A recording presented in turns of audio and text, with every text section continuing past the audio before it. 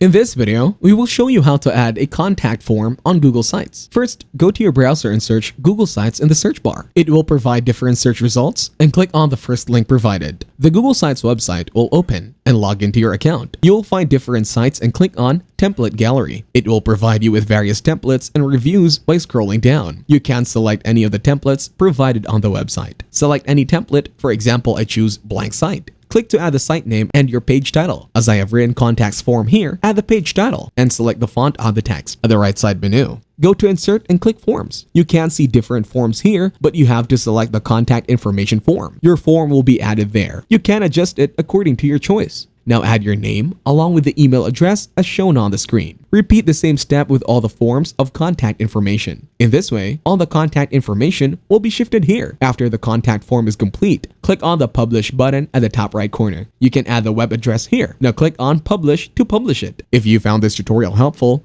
leave a like and subscribe.